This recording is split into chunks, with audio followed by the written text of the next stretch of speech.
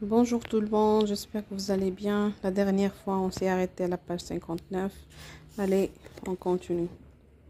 On commence cette paragraphe.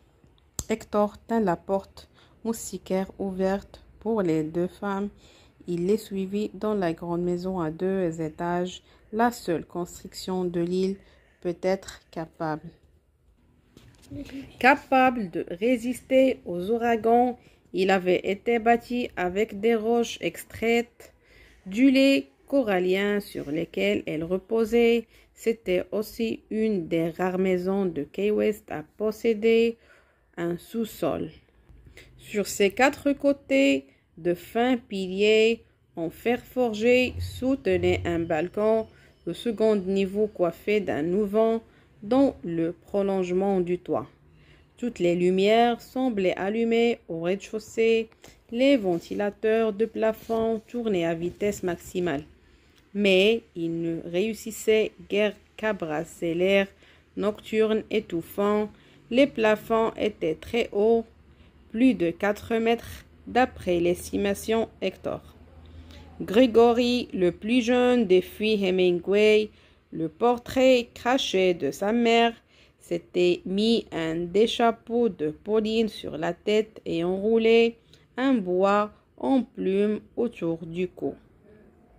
Un rouleau à pâtisserie entre les mains, en guise de micro, il chantait un titre de cabaret intitulé Mystère Coléphane.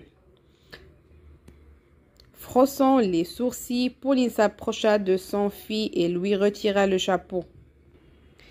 Il est temps d'aller au lit, Gigi. Le garçon l'ignora, le rouleau à pâtisserie à bord des lèvres. Il continua de chanter et tue-tête. Bon sang, se fâcha Pauline. Les enfants sont faits pour être vus, pas pour être entendus.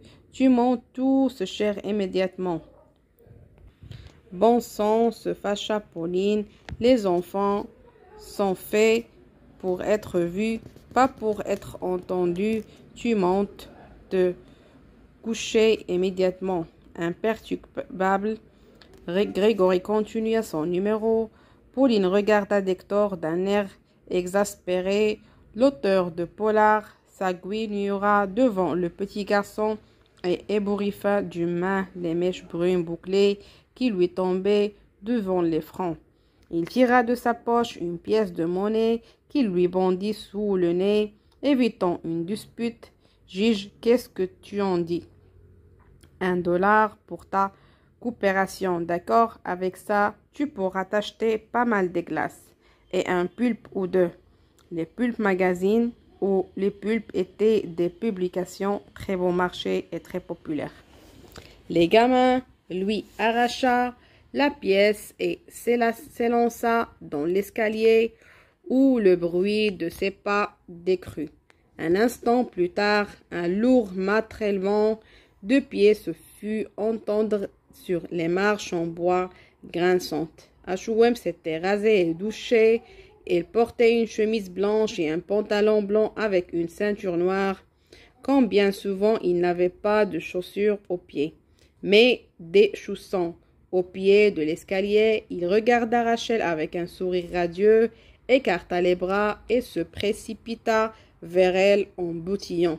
« Ah voilà ma petite chérie !»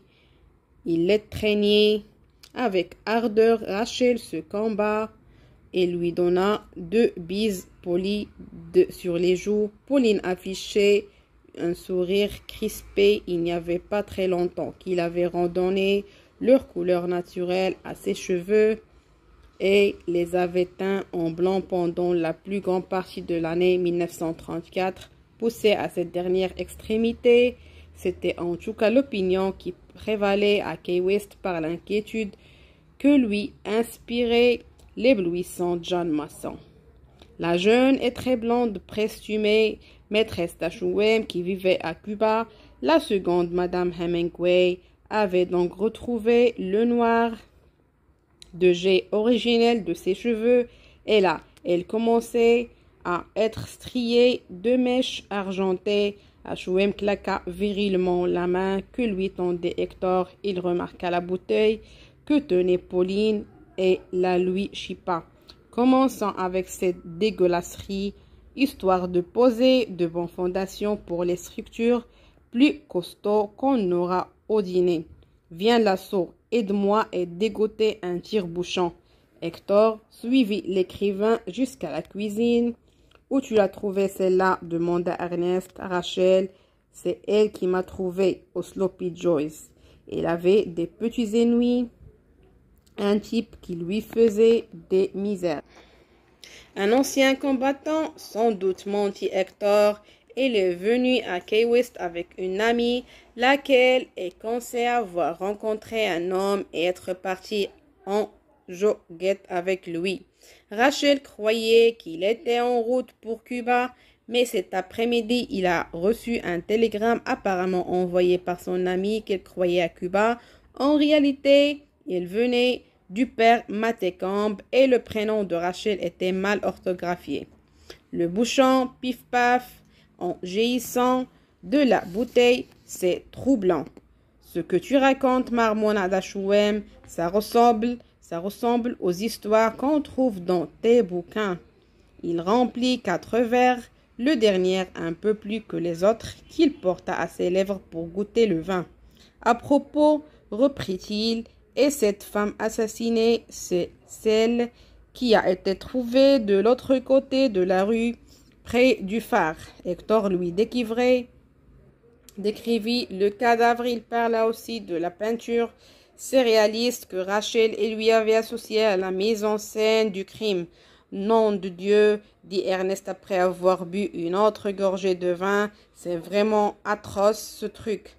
Heureusement, en tout cas, la victime n'était pas l'amie de ton ami. Il sourit, dévoilant sa belle dentition tachée par le vin rouge. C'est moche que tu étais obligé de voir ce spectacle. L'assaut de temps que c'est trop bizarre pour servir à quoi que ce soit, même dans un de tes livres de cinglé. À quoi bon vivre une expérience hors du commun si elle ne vous sert pas à écrire j'ai raison ou pas? Ça, c'était du pire papa.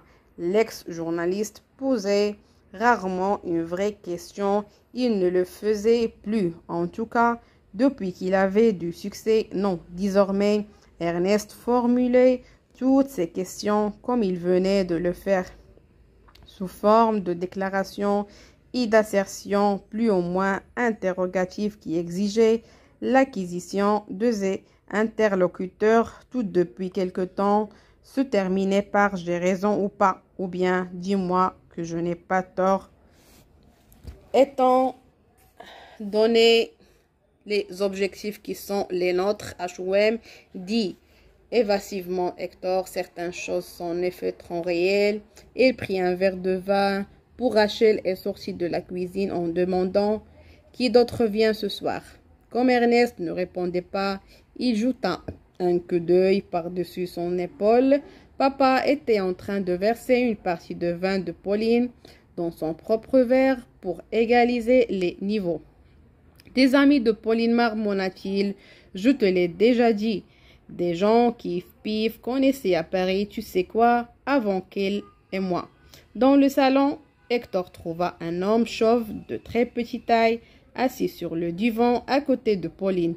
Il portait un costume noir, une chemise blanche au col empesé, avec des boutons, deux manchettes et des chaussures noires brillantes. Une canne en ébène était posée contre sa jambe droite.